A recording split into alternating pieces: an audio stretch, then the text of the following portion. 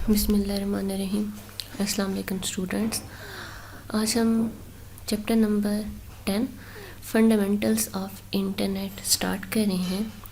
इस चैप्टर में बेसिकली हम इंटरनेट के बारे में, हिस्ट्री ऑफ इंटरनेट, इंटरनेट की कुछ सर्विसेज को डिस्कस करेंगे। इंटरनेट क्या है आप सबको जैसे कि मालूम भी होगा।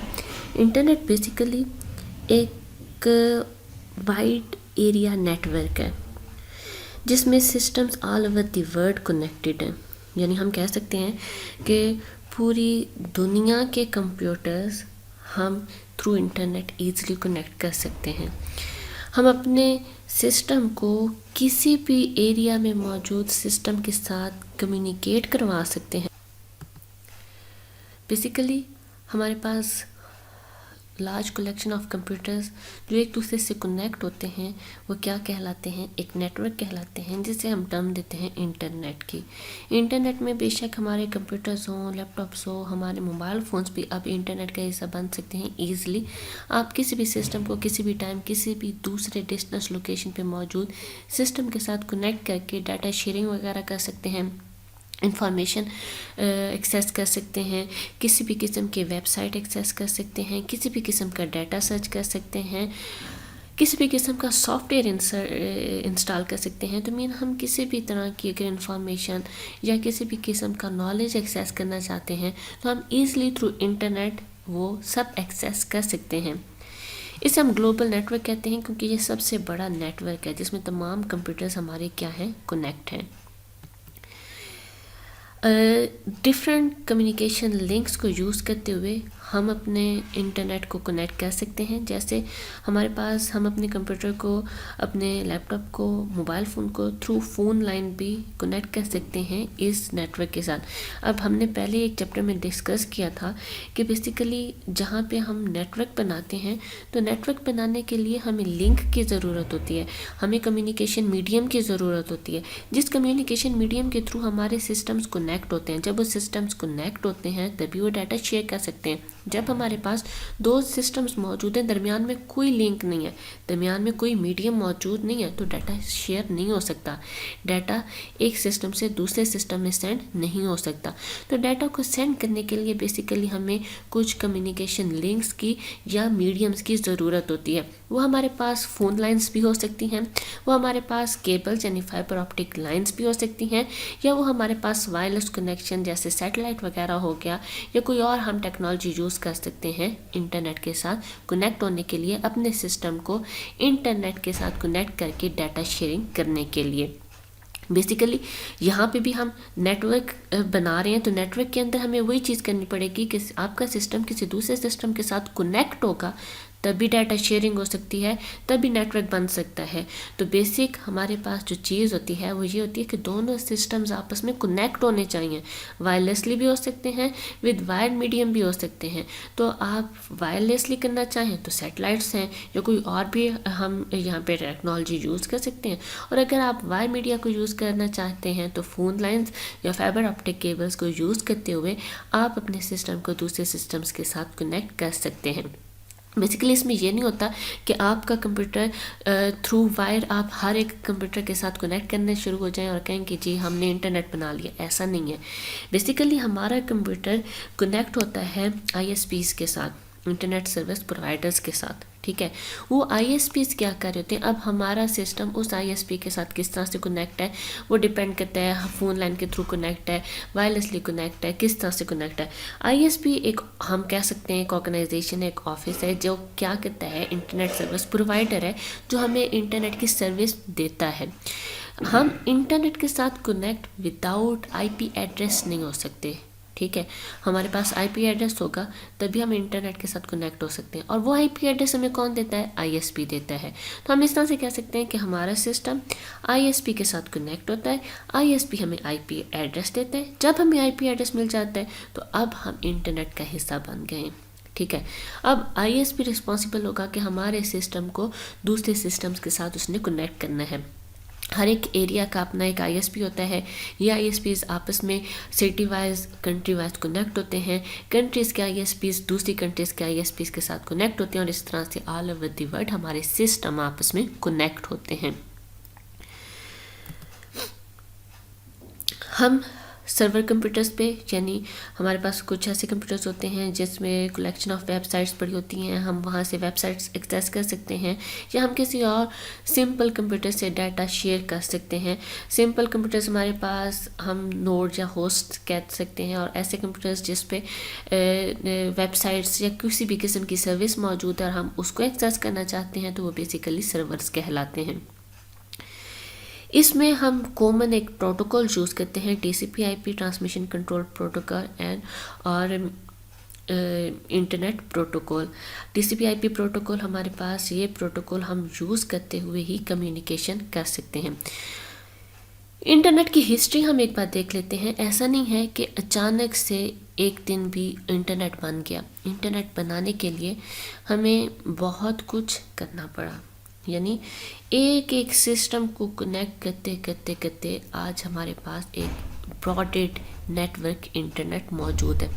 स्टार्ट कैसे हुआ था? स्टार्ट 1960s में हुआ था ड्यूरिंग कोल्ड वार, ठीक है। और वो कोल्ड वार रशिया और अमेरिका के दरमियान मौजूद थी। अमेरिका और रशिया एक दूसरे के साथ, उनके हालात ठीक नहीं चल रहे थे और एक कोल्ड वार चल रही थी। उस दौरान अमेरिका ने क्या किया था, अपनी आर्म्ड फोर्सेस के साथ कम्युनिकेट करने के लिए एक छोटा सा नेटवर्क बनाया था, ताकि वो आर्म्ड फोर्सेस आपस में भी कम्युनिकेट कर सकें और वो आर्म्ड फोर्सेस एक दूसरे के साथ डाटा शेयरिंग कर सकें, अपने प्लान्स बना सकें, क्योंकि वो डिस्टेंस लोकेशन पे मौजूद थी। वो एक दूसरे के साथ इंटरेक्ट करने के लिए एक नेटवर्क को यूज़ करने लगी। इस नेटवर्क में बेसिकली स्टार्ट में सिर्फ 4 ही सिस्टम्स डिस्टेंस लोकेशन पे मौजूद 4 ही सिस्टम आपस में कनेक्ट किए गए थे। यानी जब हम बात करते हैं इंटरनेट के स्टार्टिंग की, तो स्टार्ट में हम कह सकते हैं सिर्फ 4 कंप्यूटर्स ही कनेक्ट किए गए थे, जो एक पहला नेटवर्क बना था, ठीक है। फिर उसके बाद इस प्रोजेक्ट को, इन 4 सिस्टम्स को हम कहते हैं कि डार्पा के अंडर इसे दे दिया गया था। डार्पा क्या है? Defence advance research project agency. फिर इसमें क्या होना शुरू हो गया, इस डार्पा के अंदर कुछ यूनिवर्सिटीज़ और कुछ रिसर्च ऑर्गेनाइजेशंस ने भी अटैच होना शुरू कर दिया, ठीक है।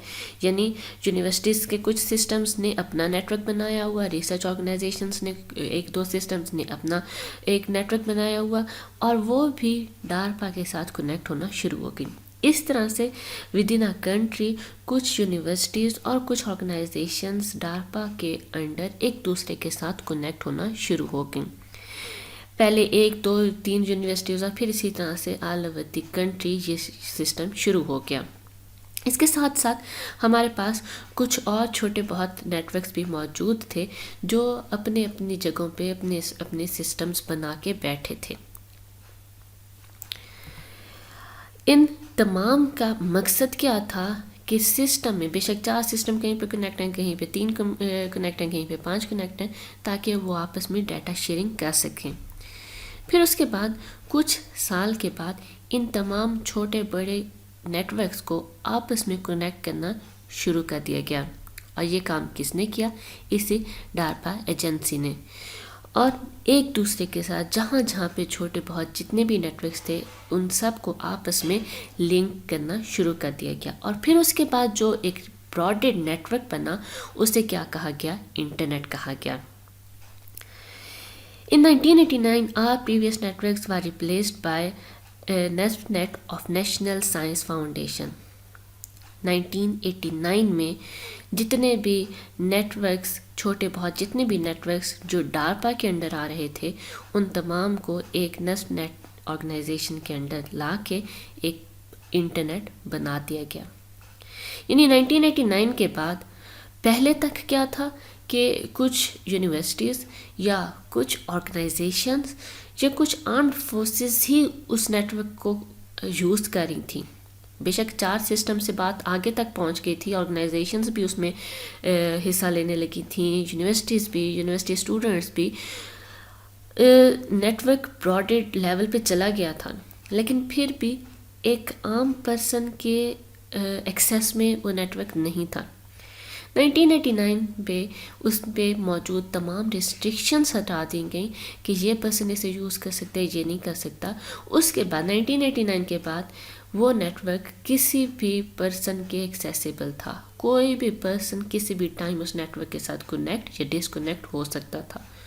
और उसके बाद फिर बहुत से पर्सन उसके साथ अटैच होना शुरू हुए, प्रॉपरली सर्वर्स बनना शुरू हो गए, सिस्टम्स कनेक्ट होना शुरू हो गए। और फिर जब एक नेटवर्क, एक ब्रॉडबैंड नेटवर्क, एक इंटरनेट बना, तो फिर उसके लिए proper ISPs, IP addresses, DNS और इन तमाम टर्म्स को उसके अंदर इंक्लूड करके एक इंटरनेट बनाया गया। जब हम बात करें, रिव्यू करें कि कहाँ से स्टार्ट हुआ था, तो स्टार्ट कहाँ से हुआ था? सिर्फ 4 सिस्टम से। और वो 4 सिस्टम्स कहाँ पे कनेक्ट किए गए थे? अमेरिका में आर्म्ड फोर्सेस को एक दूसरे के साथ कम्युनिकेट कराने के लिए अटैच किए गए थे। और फिर उसके बाद इसमें डिफरेंट कंप्यूटर्स और अटैच होना शुरू हो गए थे। यहाँ पे हम बात करेंगे कंप्यूटर्स में एड्रेसेस की। अच्छा, इससे पहले अगर हम बात करें ना, आपने कहीं पे भी जाना हो, किसी के साथ कम्युनिकेट करना हो, किसी को मैसेज सेंड करना हो, किसी को लेटर भेजना हो, किसी को ईमेल भेजनी हो, तो आपको एक बेसिक चीज़ की ज़रूरत होती है। फॉर एग्ज़ाम्पल, आपने अपनी फ्रेंड को, आपकी एक फ्रेंड थी स्कूल में, आपने उसको फॉर एग्ज़ाम्पल लेटर भेजना है, ठीक है। आपने किसी या अपने किसी रिलेटिव को आपने एड्रेस लेटर भेजना है, आपके कोई कज़न है उनको आपने लेटर भेजना है। अच्छा जी, आपको पता है कि वो जी इस्लामाबाद में रहती है, मेरा कज़न है और मैंने उसको ख़त भेजना है। तो क्या इतनी इन्फॉर्मेशन इनफ है कि आपको ये पता है आपको किसको भेजना है, आपने उसको क्या लिख के भेजना है? क्या इतनी इन्फॉर्मेशन इनफ है? नहीं। आपको जब तक ये नहीं पता होगा उसका प्रॉपर एड्रेस क्या है, आप ख़त भेज भी दें, उसे रिसीव नहीं होगा। आपने किसी के घर जाना हो, तो आपको जब तक उसका प्रॉपर एड्रेस नहीं पता, आप उस तक नहीं जा सकते। तो हम कह सकते हैं कि इस पूरे एक कम्युनिकेशन प्रोसेस में सबसे मेन रोल कौन अदा कर रहा होता है? एड्रेस। एड्रेस है तो ही, अगर एड्रेस है तो ही प्रॉपरली कम्युनिकेशन हो सकती है, अदरवाइज नहीं हो सकती। अब इंटरनेट में किसी भी कंप्यूटर को एक्सेस करने के लिए हमें उसके एड्रेस का पता होना चाहिए। एड्रेस का पता है तभी हम उसे एक्सेस कर सकते हैं। अब कितने ज़्यादा सिस्टम्स हैं, ठीक है, उन सिस्टम्स को डेफिनेटली कोई यूनिक एड्रेस दिया जाए तभी हमारा डाटा उस तक पहुंच सकता है। हम जो कहें कि मेरे सिस्टम का भी एक ही एड्रेस है, मेरे नेबर्स में कोई सिस्टम पड़ा है उसका भी वही एड्रेस है, किसी और जगह पे मौजूद सिस्टम उस पर भी एक ही एड्रेस है, तो क्या कम्युनिकेशन इफ़ेक्टिव हो सकती है? नहीं हो सकती। एक ही एड्रेस पे तो 10 कंप्यूटर्स पड़े हैं, कैसे पता चलेगा ये मैसेज किस वाले को जाना है? एड्रेस तो सेम है। तो एड्रेस यूनिक भी होना चाहिए, एड्रेस भी होना चाहिए हर सिस्टम का, और वो एड्रेस यूनिक भी होना चाहिए, वो एड्रेस और किसी के पास ना हो। इन्हीं एड्रेसेस की वजह से हम दूसरे सिस्टम्स के साथ कनेक्ट कर सकते हैं, कम्युनिकेशन कर सकते हैं, डाटा सेंड कर सकते हैं, डाटा शेयर कर सकते हैं। 2 तरह की एड्रेसिंग स्कीम हम मोस्टली यूज़ करते हैं, IP एड्रेसिंग और DNS एड्रेसिंग। 2 तरह की एड्रेसिंग हम यूज़ कर सकते हैं। कौन कौन सी? IP एड्रेसिंग और DNS एड्रेसिंग। सबसे पहले हम IP एड्रेसिंग को यहाँ पे डिस्कस करेंगे। IP एड्रेसिंग में बेसिकली हर एक कंप्यूटर को कुछ डिजिट्स की फॉर्म में एड्रेस दिया जाता है। IP stand for internet protocol, ठीक है। और इसमें होगा क्या, हर सिस्टम को एक स्पेसिफिक नंबर्स की, जैसे हम कहते हैं ना, हमने अगर मोबाइल फ़ोन पे किसी के साथ कम्युनिकेट करना है तो हम उसे क्या कहते देते हैं, हमारी सिम का एक स्पेसिफिक नंबर होता है, उसमें कुछ डिजिट्स होते हैं, 4 डिजिट्स उस सिम के सिम कोड के होते हैं, और आगे 7 डिजिट उस पर्सन की सिम का एड्रेस होता है। उस कोड और उस एड्रेस को मिला के हम उस पर्सन के साथ कम्युनिकेट कर सकते हैं। क्या होना चाहिए? हमें उसका नंबर याद होना चाहिए, सही है, या फिर हमारे पास वो नंबर मौजूद होना चाहिए।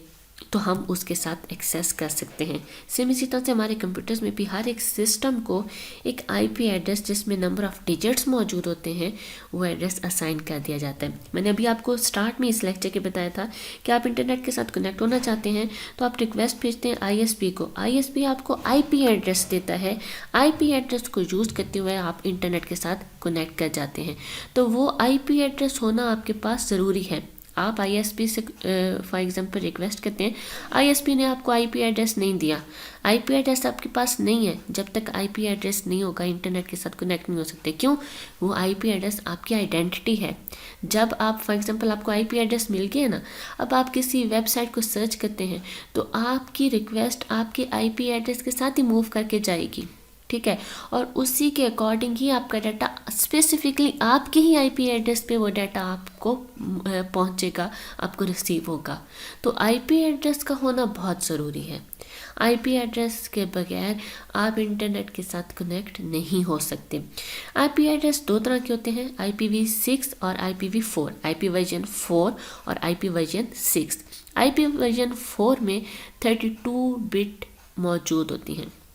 यानी कि आपसे पूछा जाता है MCQs में अक्सर आता है कि IPv4 कितने बिट का एड्रेस है, तो ये बेसिकली 32 बिट एड्रेस है और इसमें प्रॉपर 4 पोर्शंस होते हैं और हर पोर्शन 0 से 255 तक होता है, ठीक है।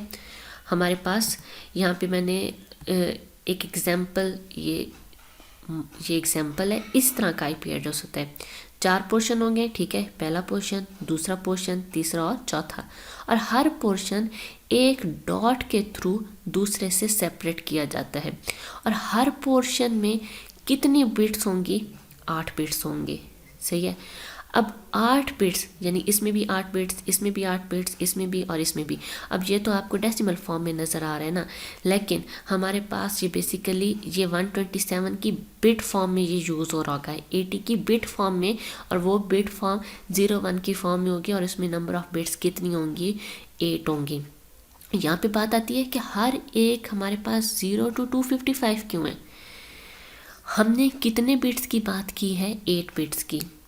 हमने पीछे भी एक लेक्चर में आई थिंक मैंने डिस्कस किया था कि जब भी आप बात करते हैं ना यूनिक एड्रेसेस की, फॉर एग्जांपल मैं कहती हूँ कि मैंने 5 बिट्स की बात की, ठीक है,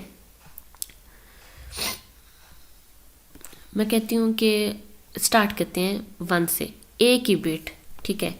एक बिट हमारे पास पॉसिबल कितने कम्बिनेशंस दे सकती है? 0, या वो एक बिट 0 होगी या वो एक बिट 1 होगी, यानी एक बिट पॉसिबल 2 कम्बिनेशंस दे सकती है। अगर हम बात करते हैं कि 2 बिट्स हैं तो ये 2 बिट्स बेसिकली कितने पॉसिबल कम्बिनेशंस देंगी? ये 4 देंगी। कौन कौन से देंगी? ये देंगी 0 0 0 1 1 0 और 1 1, ये 4। इस तरह से हम बिट्स बढ़ाते जाते हैं और उससे पॉसिबल कम्बिनेशंस देख सकते हैं कि कितने कम्बिनेशंस इसके बनते हैं। और ये फाइंड आउट करने का एक आसान मेथड ये है कि हमने 2 पावर 1 ली, एक बिट के लिए 2 पावर 1, आंसर आएगा 2 पावर 1 का 2। 2 बिट के लिए फाइंड आउट करते हैं तो 2 पावर 2, क्योंकि बिट्स में हमारे पास पॉसिबिलिटीज़ 0 1 2 ही वैल्यूज़ है ना, इसलिए हम यहाँ पे 2 लिखते हैं और फिर जितने बिट्स उसमें हमने यूज़ करनी हो उतनी हम पावर लेते हैं। तो 2 पावर 2 आंसर क्या आएगा?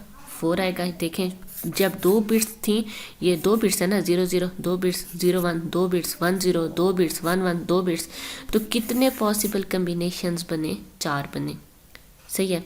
इसी तरह से हम कहते हैं 2 पावर 3, तो 2 पावर 3 पे हमारे पास 2 पावर 3 ले आंसर क्या आता है? 8 आता है। 2 पावर 4 ले आंसर आएगा 16।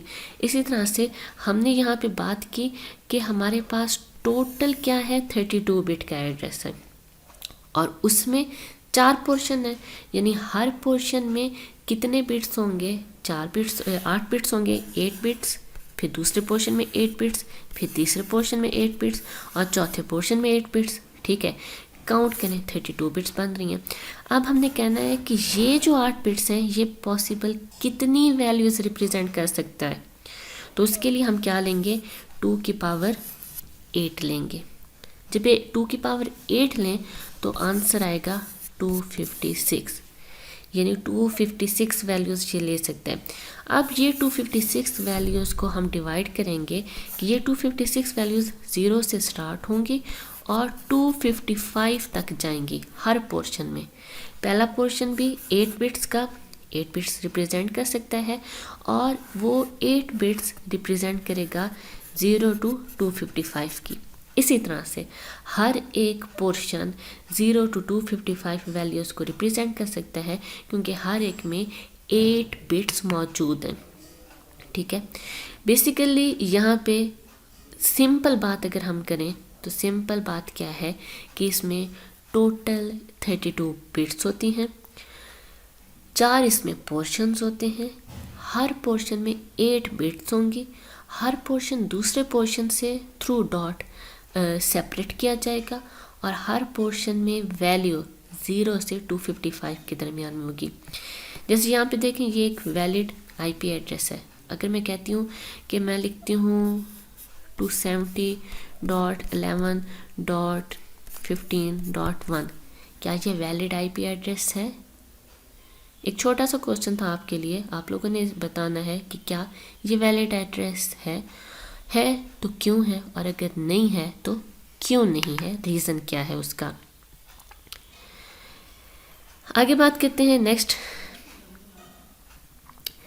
IPv वर्जन 4 जो एड्रेस है 32 बिट, क्योंकि अब नंबर पहले क्या था कि ज़्यादा लोग इसे एक्सेस नहीं करते थे, लेकिन अब अगर हम देखें हम अपने घर में बैठ के अगर बात करें तो हमारे घर में अगर 6 अफराद हैं तो 6 के 6 कोई अपने लैपटॉप पे, कोई अपने मोबाइल फ़ोन पे, किसी के पास लैपटॉप में मोबाइल फ़ोन दोनों हैं तो वो अपने दोनों सिस्टम्स पे इंटरनेट को यूज़ कर रहे होते हैं।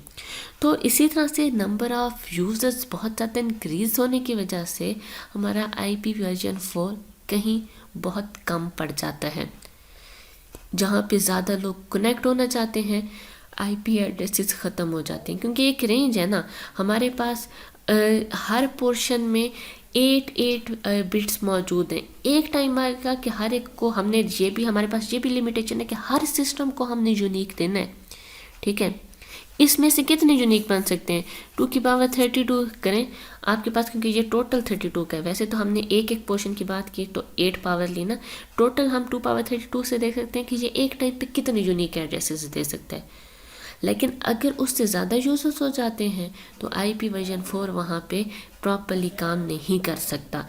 इसलिए बेसिकली हम क्या करते हैं कि हमने एक और वर्जन IP वर्जन 6 को भी यूज़ करना यहाँ पे शुरू किया है, जिसमें नंबर ऑफ़ एड्रेसेस बहुत ज़्यादा हैं और हम ईज़िली किसी भी सिस्टम को यूनिक एड्रेस असाइन कर सकते हैं। IP वर्जन 6 के बारे में अगर हम देखें तो ये हमारे पास 16 बाइट्स का एक एड्रेस होता है, 16 बाइट्स का, और हर एक बाइट में कितनी बिट्स होती हैं आपको मालूम है। अगर हम कहते हैं कि ये 16 बाइट का एड्रेस है और हर बाइट पे 8 बिट्स हैं तो ये कितनी बिट का एड्रेस बनेगा, ये आप लोगों ने फाइंड आउट करके मुझे ज़रूर बताना है। ये भी आपके लिए छोटा सा क्वेश्चन था। अच्छा, यहाँ पे एक और बात मैं आपको बताती चलूँ कि हमारे पास जो IP एड्रेसेस होते हैं वो स्टैटिक नहीं होते। एक नॉर्मल यूज़र का IP एड्रेस स्टैटिक नहीं होगा। जब भी आप ISP को, फॉर एग्जांपल आपके सिस्टम पे इंटरनेट ऑफ है, ठीक है, आप इंटरनेट को ऑन करते हैं, आपकी रिक्वेस्ट जाएगी आपके सिस्टम से ISP के पास। ISP आपको एक IP एड्रेस देगा, उसने आपको एक IP एड्रेस दे दिया, ठीक है। अब आप इंटरनेट को यूज़ कर सकते हैं। जैसे ही आप ISP से IP एड्रेस लेते हैं ना, फॉर एग्जांपल ISP के पास एक फुल लिस्ट है डिफरेंट IP एड्रेसेस की, ठीक है। आप यूज़र ने क्या किया, एड्रेस को रिक्वेस्ट किया, ISP आपको एक IP एड्रेस देता है, ठीक है। आपके पास IP एड्रेस आ गया, आप इंटरनेट यूज़ करना शुरू करें, ठीक है। उसके बाद आप जैसे ही लॉग आउट होते हैं, आप जैसे ही इंटरनेट बंद करते हैं, आपको जो ISP ने IP एड्रेस दिया था वो आपसे क्या कर दिया जाएगा, रिमूव करके दोबारा से इस लिस्ट में रख दिया जाएगा। उस टाइम पे हो सकता है कोई और रिक्वेस्ट करे और वही आप वाला उससे दे दिया जाए। अब जब दोबारा आप रिक्वेस्ट करेंगे तो ज़रूरी नहीं है कि वही IP एड्रेस जो आपको पहले दिया गया था दोबारा आपको वही दिया जाए। अब इस लिस्ट में से कोई और आईपी एड्रेस आपको दे दिया जाएगा जो अवेलेबल होगा, ठीक है। तो इस तरह से हमारा जो एक नॉर्मल यूज़र का आईपी एड्रेस होता है वो स्टैटिक नहीं होता, डायनामिक होता है, चेंज होता रहता है। आप एक टाइम पे एक सेशन के लिए इंटरनेट यूज़ करें, आपको एक आईपी एड्रेस दिया जाएगा, जैसे आप लॉग आउट होकर दोबारा लॉगिन करेंगे तो आपको उस लिस्ट में से कोई और आईपी एड्रेस मिल जाएगा जो भी आईएसपी के पास अवेलेबल होगा, ठीक है। आईपी एड्रेसेस यहीं पे मौजूद हैं, आप रिक्वेस्ट करके इससे कोई भी आईपी एड्रेस ले सकते हैं और जैसे ही आप लॉग आउट होंगे तो वो आईपी एड्रेस दोबारा से इस आईएसपी की लिस्ट में वापस से जुड़ जाएगा, ठीक है। लेकिन जो हमारे सर्वर्स होते हैं ना, जहाँ से हम सर्विसेज एक्सेस कर रहे हैं, वेबसाइट्स एक्सेस कर सकते हैं, किसी किस्म का डाटा एक्सेस कर सकते हैं, जो सिस्टम्स हैं, प्रॉपर सिस्टम्स हैं इस इंटरनेट के अंदर, उनका आईपी एड्रेस स्टैटिक होता है, वो चेंज नहीं होता। अगर वो चेंज होने लग जाए तो वो तो चेंज हुआ पड़ा है, आपने पहले वाला आपको पता है, अब जो चेंज हो गया आप कैसे इंटरेक्ट करेंगे उसके साथ, आप तो डाटा नहीं एक्सेस कर सकते। तो इनके जो है सर्वर्स वगैरह के आईपी एड्रेसेस होते हैं ये स्टैटिक होते हैं, ये चेंजेबल नहीं होते, ये ईज़िली चेंज नहीं होते। लेकिन जो नॉर्मल यूज़र का आईपी एड्रेस होगा वो चेंजेबल होता है, वो चेंज होता रहता है। आईएसपी पे डिपेंड करता है कि वो आपको किस किस्म का आईपी एड्रेस देना चाहता है।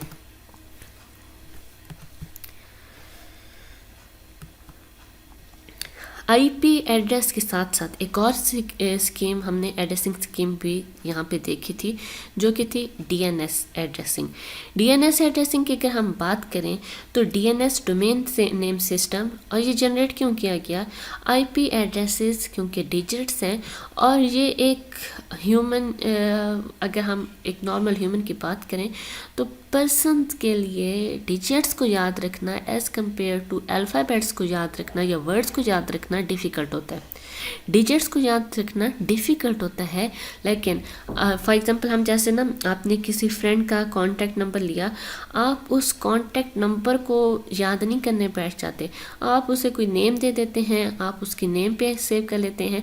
जब आप उसके साथ कम्युनिकेट करना चाहेंगे तो आप उसका नेम क्या करेंगे, एक्सेस करेंगे और उसी नेम पे वो मैसेज भेज देंगे, ठीक है। आपको पता है इस नेम पे ये वाला कॉन्टैक्ट सेव पड़ा है, आपके फॉर एग्ज़ाम्पल कॉन्टैक्ट्स में एक ही नेम के 3-4 लोग मौजूद हैं, तो ऐसा नहीं है एक ही नेम पे आप सबके नंबर्स सेव कर दें, फिर वो यूनिक नहीं रहेगा, ठीक है। फॉर एग्ज़ाम्पल आप कहते हैं आपने नाम लिया अली और उस अली आपके कॉन्टैक्ट्स में 4 अली हैं, तो एक ही अली पे उन चारों का कॉन्टैक्ट नंबर सेव कर लें तो आपको कैसे पता चलेगा इसमें से किस वाले अली को आपने मैसेज सेंड करना है। तो आप क्या कहते हैं, आपकी बेसिक जो आपकी प्रायोरिटी ये होती है कि आप हर एक को यूनिक नेम दें। आप फॉर एग्ज़ाम्पल किसी भी तरह का अपनी रिक्वायरमेंट अकॉर्डिंग या अपनी सोच के मुताबिक हर एक को अली 1 अली 2 कर दें या किसी भी तरह के, बेसिकली आप क्या करेंगे उससे कोई एक नेम, एक यूनिक नेम देंगे जिससे आपको याद रहेगा कि मैंने किस कॉन्टैक्ट पे यानी किस नेम पे मैसेज सेंड करना है या किसके साथ इंटरेक्ट करना है। सेम इसी तरह से आईपी एड्रेसेस की बात तो हो गई। आईपी एड्रेसेस में हमने देखा है 32 बिट एड्रेस होगा या 16 बाइट एड्रेस होगा, उसको हम याद रखेंगे तो वो बहुत ही डिफ़िकल्ट है, ठीक है। याद रखना हमारे सर्वर्स के जो आईपी एड्रेसेस हैं उन सर्वर्स के आईपी एड्रेसेस को याद रखना डिफ़िकल्ट है। बेशक वो हमारे मेल का सर्वर है, बेशक वो किसी भी किस्म का सर्वर है, आपने उसका आईपी एड्रेस याद रखना होगा तो वो बहुत ही डिफ़िकल्ट हो जाएगा। कोई एक वेबसाइट है भी नहीं, बहुत सी वेबसाइट्स हैं, वहाँ से आपने फॉर एग्ज़ाम्पल डिफरेंट सर्वर्स हैं, डिफरेंट सर्वर्स को याद रखना, उनके आईपी एड्रेसेस को याद रखना डिफ़िकल्ट हो सकता है। तो आप यहाँ पे क्या करते हैं, डीएनएस को यूज़ करते हैं। डीएनएस क्या है, यह डोमेन नेम सिस्टम है जिसमें बेसिकली हर एक हम कह सकते हैं किसी भी साइट को या किसी भी सर्वर को एक स्पेसिफिक डोमेन नेम दिया जाता है जो कि यूनिक होता है और इसमें टेक्स्ट होता है इंस्टेड ऑफ नंबर्स, और टेक्स्ट की वजह से, वर्ड्स की वजह से आप इन डोमेन नेम को ईजिली याद कर सकते हैं। It corresponds to an IP address of a server that host a website. जिस होस्ट पे या जिस सर्वर पे आपकी वेबसाइट मौजूद है उस सर्वर को एक स्पेसिफिक आईपी एड्रेस दे दिया जाएगा, ठीक है। और हमने पहले ही देखा आईपी एड्रेसेस नहीं इतने जल्दी चेंज होते। हमने जो उसे आईपी एड्रेस दिया उसके अकॉर्डिंग उसे एक डीएनएस भी दे दिया जाएगा। अब आपकी मर्जी है, आप उसे एक्सेस करना चाहते हैं थ्रू आईपी एड्रेस कर लें या आप थ्रू डोमेन नेम कर लें, आप पे डिपेंड करते हैं। लेकिन लोग नॉर्मली क्या करते हैं, थ्रू डोमेन नेम ही उसे एक्सेस करते हैं, क्योंकि डोमेन नेम को याद रखना ज़्यादा आसान होता है। यहाँ पे एक मैंने डीएनएस की एग्जांपल दी, जैसे google.com। अब ये आपके पास google.com क्या है, डीएनएस है। इसके अंदर बेसिकली 2 पोर्शंस होते हैं, ठीक है। हमारे पास हर एक डोमेन नेम में एक टॉप लेवल डोमेन होती है जो इंडिकेट करती है कि ये आपके पास डोमेन किस किस्म की है, ठीक है। जैसे इसमें देखें ना, गूगल तो नेम है, सर्वर नेम है, ठीक है। और डॉट आगे जो कॉम है, ये डॉट के बाद जो कॉम है यानी जो इसकी एक्सटेंशन है, ये बेसिकली आइडेंटिफाई करेगी कि ये आपके पास किस किस्म की ऑर्गेनाइजेशन है। और ये बेसिकली किस किस्म की ऑर्गेनाइजेशन है, ये कमर्शियल ऑर्गेनाइजेशन है। इसी तरह से आपने देखा होगा अक्सर आपके पास डोमेन नेम्स में .pk यूज़ हो रहा होता है, तो वो pk पाकिस्तान के लिए है, यानी हमारे कंट्री कोड भी टॉप लेवल डोमेन में आता है। ये जो आपके पास, जैसे हम सिंपली कहते हैं ना कि हमारा नेम होता है, उस नेम में हमारे नेम एक सब नेम होता है जो आइडेंटिफाई करता है कास्ट क्या है या फादर नेम क्या है। जैसे फॉर एग्ज़ाम्पल मैं अगर अपने नेम की बात करूं तो मेरा नेम शबाना मलिक है, अब मलिक मेरी कास्ट है, ठीक है। तो इसी तरह से डॉट के बाद जो वैल्यू होगी वो हम कह सकते हैं किस्म की, उस की कैटेगरी है, उसकी कास्ट है, ये कि ये सर्वर किस किस्म का है। इस तरह से आपने अक्सर देखा होगा कुछ आपके पास वेबसाइट्स होती हैं जिसके एंड पे .edu लिखा होता है, यानी ये एजुकेशनल है। कुछ के एंड पे .gov यानी ये गवर्नमेंट रिलेटेड है। तो वो बेसिकली एक्सटेंशन आपको डिस्क्राइब कर रही होती है सर्वर रिलेटेड, और ये जो पोर्शन होता है, ये जो एक्सटेंशन होती है, ये टॉप लेवल डोमेन कहलाती है। यहाँ पे कंट्री कोड की एग्जांपल भी दी गई है कि वो भी टॉप लेवल में आता है, जैसे PK पाकिस्तान के लिए internet corporation for assign names and numbers इस group that assign and contract the top level domains. यानी हर एक टॉप लेवल डोमेन कौन असाइन करेगा, हमारे पास ये ऑर्गेनाइजेशन जो हमारे सर्वर के अकॉर्डिंग उसको एक डोमेन नेम असाइन करता है कि इसकी टॉप लेवल डोमेन कौन सी बनेगी। A method used to store domain names on corresponding IP addresses is called domain name system। इस पूरे सिस्टम को हम क्या कहते हैं, डोमेन नेम सिस्टम कहते हैं, जिसमें हमारे पास स्पेसिफिकली हर एक सर्वर, उस सर्वर पे मौजूद हर एक वेबसाइट, उस वेबसाइट के लिए IP एड्रेसेस और डोमेन नेम्स हम उसे असाइन कर रहे होते हैं।